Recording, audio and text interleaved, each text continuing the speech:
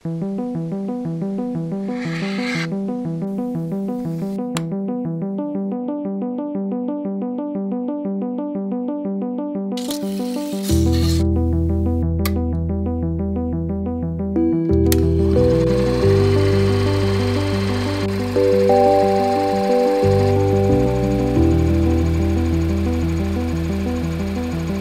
Umar Sani Jongko Awitonto, Ketua Perkumpulan Sarekat Islam punya 2 juta anggota.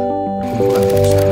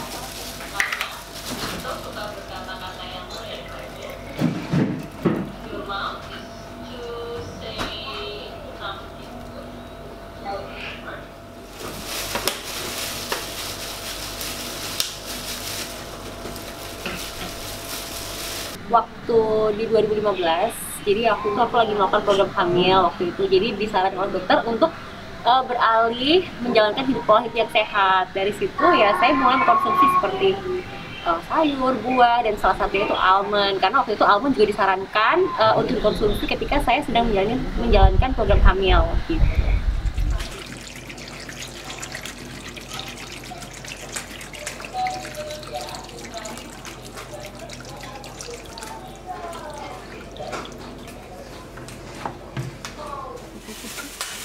Itu manual fokus atau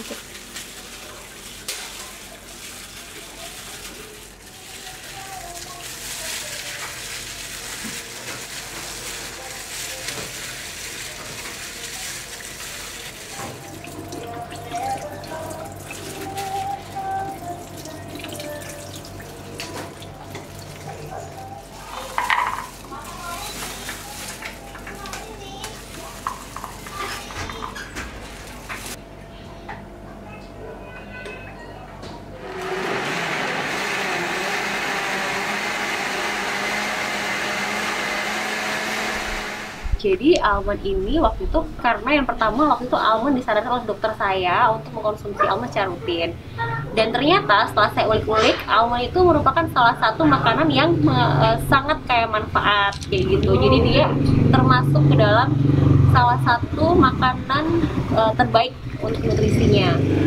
Terus dia juga rendah kalori, terus tidak mengandung kolesterol, terus dia juga kaya akan lemak tidak jenuh dan juga asam omega 3 yang baik untuk kesehatan seperti itu.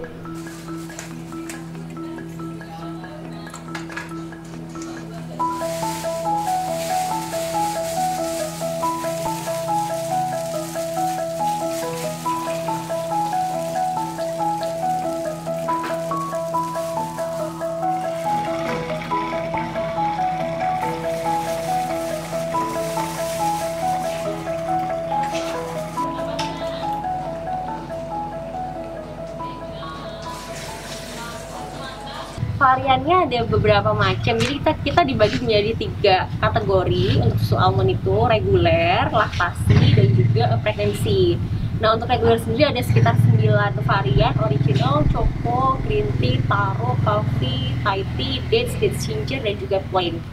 Nah, untuk laktasinya sendiri kita ada 3 varian, itu original, choco, green tea. Untuk laktasi blend kita punya multigrain, terus kita ada berry happy, ada pumpkin spice, dan ada 2 varian yang lainnya.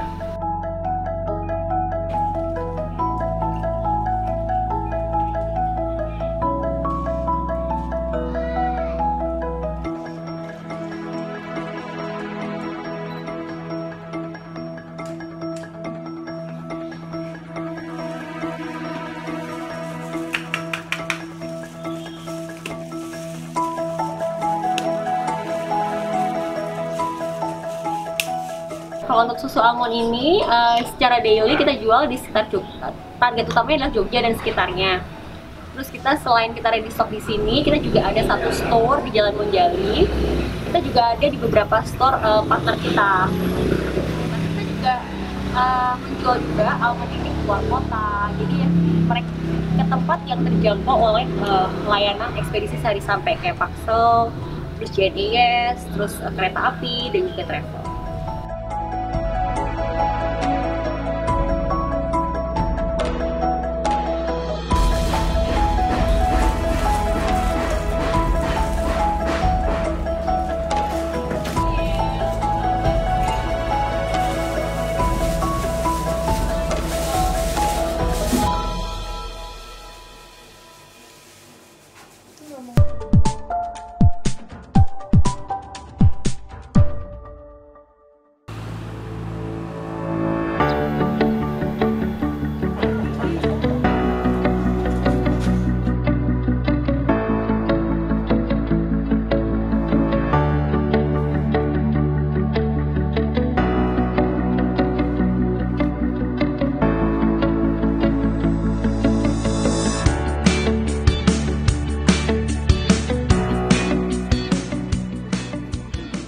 Kita memulai usaha bersama Trini Karya, khususnya untuk paper bag itu berawal dari keterampilan yang dimiliki oleh ibu-ibu. Jadi ibu-ibu di sini memiliki keterampilan melipat, kemudian membuat paper bag dan jenis lainnya yang berbahan dasar kertas.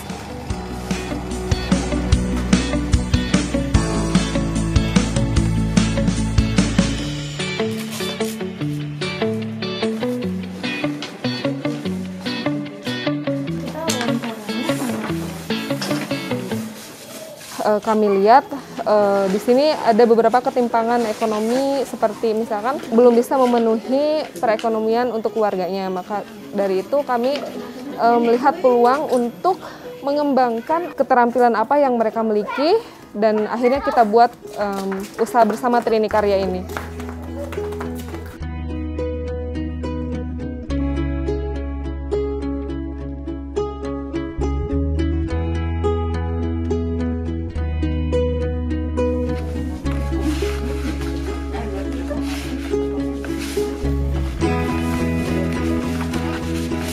Keunikannya sendiri adalah karena kita basisnya manual gitu ya, jadi hasilnya itu lebih rapi dan lebih bisa dikatakan lebih bagus dari pabrik karena satu persatu kita QC gitu. Jadi mengurangi ada cacat produk.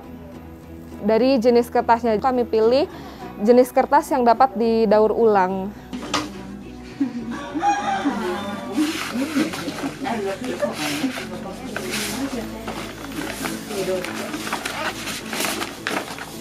Dari awal, karena kita masih homemade gitu ya, jadi kita belanja dulu kertas, tergantung dari orderan jenisnya apa. Kemudian setelah itu kita ada pendesainan, karena kita custom, kita memiliki tim desain sendiri. Kemudian kita serahkan ke salah satu kepala produksi untuk dipotong sesuai dengan orderan. Dan kemudian setelah di-cut, kita lipat, setelah dilipat disablon. Kalau memang orderannya itu disablon, setelah disablon, ibu-ibu akan melipat kembali untuk finishing, serta menali. Setelah ditali, kita packaging. Setelah di packaging, kita baru kirim ke alamat yang mengorder.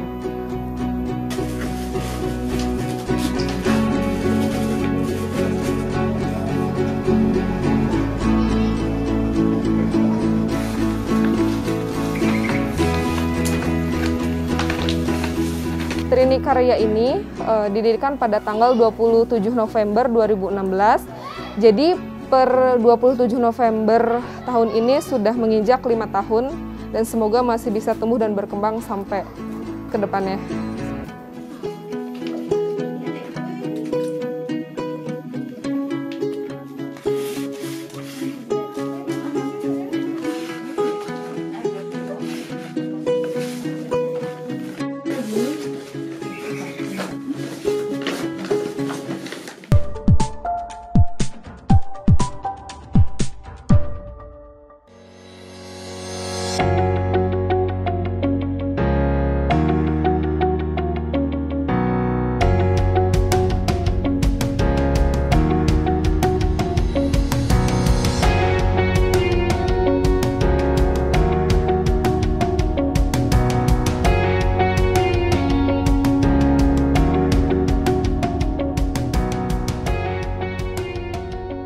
Nama saya Ibu Titin Kusnawati. Kami ini dari KWT, Kelompok Wanita Tani Melati, yang ada di Kulon Progo.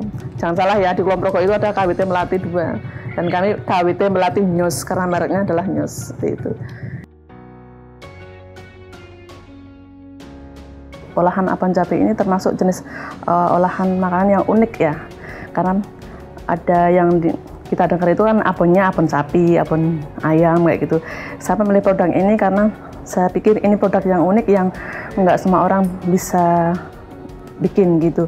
Awalnya ini memang program dari Dinas Pertanian dan BI yang mengadakan pelatihan abon cabai karena di daerah kami adalah daerah yang potensi cabai yang pasca panennya sampai berton-ton gitu. Kemudian di saat harga terpuruk itu membuat pemerintah berpikir bahwa untuk mengantisipasi di saat harga cabai itu turun, biar nilainya bertambah, itu gimana caranya. Kemudian dari Dinas dan BI mengadakan pelatihan, kemudian di situ kami dibina, akhirnya menjadi sebuah olahan yang unik, karena memang daerah kami adalah potensi yang sehingga kita kalau mencari bahan dasarnya juga tidak kesulitan, seperti itu.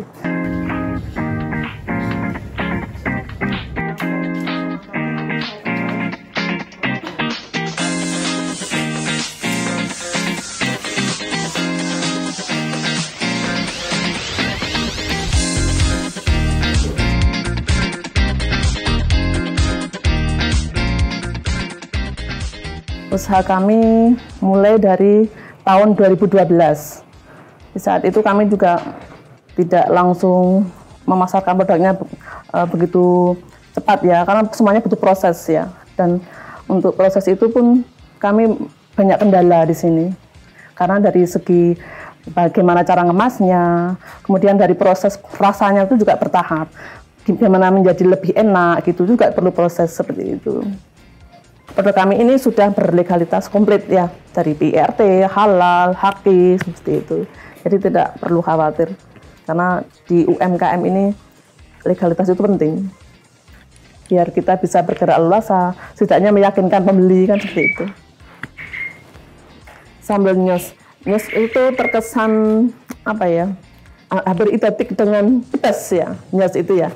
Terus logonya ini kan api. Api itu kan panas, pedas gitu. Ini kan menyimpulkan bahwa ini olahan sambal gitu ya. Yang jelas pedas ini.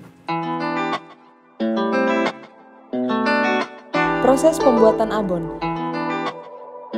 Langkah pertama yaitu cabai yang sudah bersih direbus menggunakan air dengan suhu 60 derajat Celcius.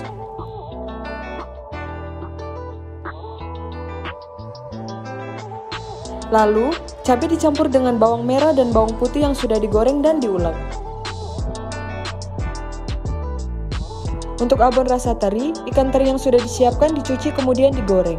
Dan setelah itu dicampur dengan abon ori yang sudah dibagi tadi. Untuk abon rasa terasi, terasi yang sudah dibakar dan dihaluskan kemudian dicampur dengan abon ori yang sudah dibagi tadi. Setelah itu wadah abon dikemas menggunakan plastik dan kemudian disegel dengan menggunakan uap yang dihasilkan dari ceret yang sedang dipanaskan.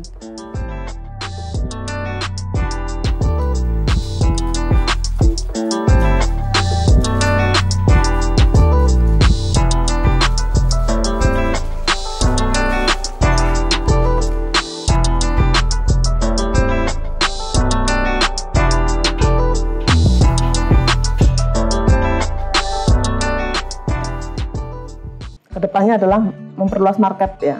Kita perbanyak outlet, kemudian kita banyak customer yang tetap, kemudian rencana ke depan kami dibantu oleh Dinas Pertanian juga untuk ekspor cabai kering ya, bukan di sambalnya. Ini kan dibantu untuk peluangnya cabai kering itu kemana gitu. Nanti saya ingin bikin pelatihan yang bikin produk inovasi baru yang saus, karena ini agak susah.